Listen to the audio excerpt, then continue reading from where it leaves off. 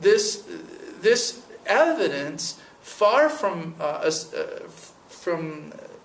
confirming the statement that you don't need a mythology to have a morality, in fact, this evidence disproves that statement. It seems to be the case that on the level of society, a society which declares itself to be godless cannot be moral. At least we don't have any examples that it could be.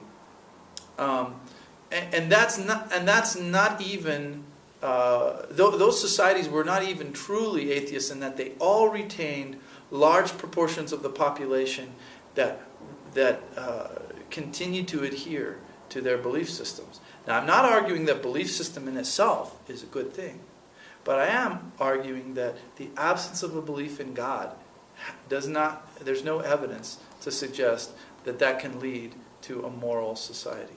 Now, that sounds very controversial maybe to some people, especially since there are certainly many individuals who have a moral system and yet proclaim no belief in God.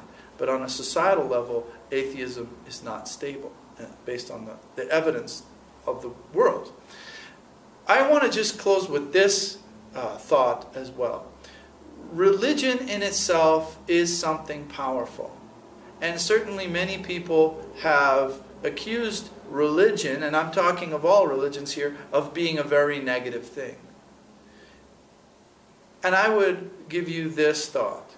Anything that's powerful can be used by people for the accumulation of their own power, the accumulation of their own prestige, wealth, and so on. And certainly, it's not only religion that's powerful. The physics is powerful. Physics is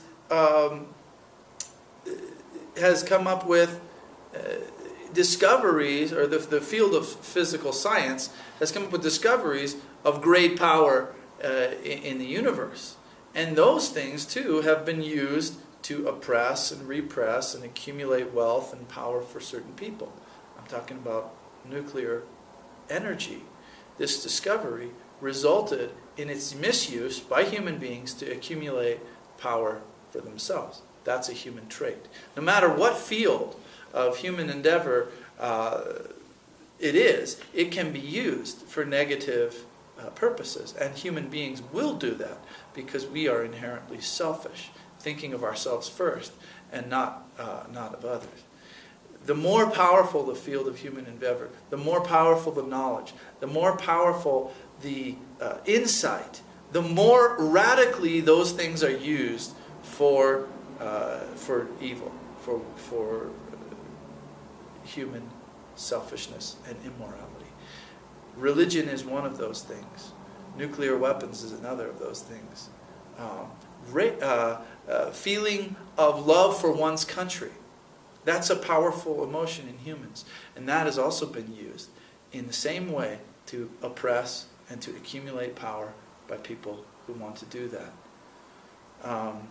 And in many of these atheist nations, the right recognition of the abuse of religion has led to this pendulum swinging over here to the idea of atheism, which was used in the minds of people. In other words, the correct and the truthful acknowledgement of the corruption of human religion was used to do the exact same thing that corrupt religion was used for.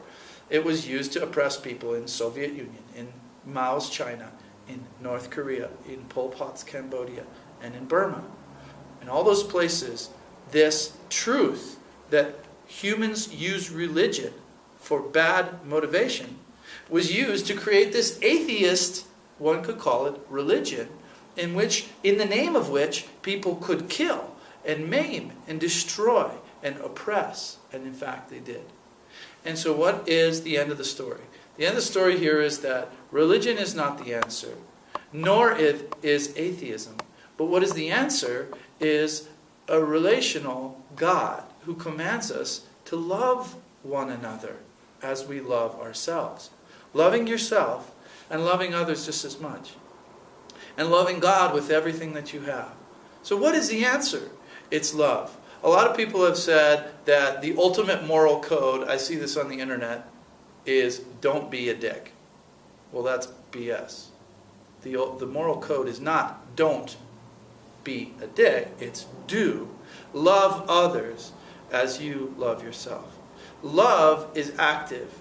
A failure to be a jerk is passive, or it's negative.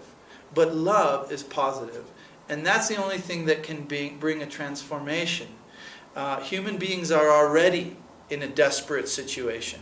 We already have the nature of wanting to accumulate for ourselves, regardless of what other people want or need. So the only thing that can overcome that is not simply for people to just stand up and not be jerks. They have to actively love. That's the only thing.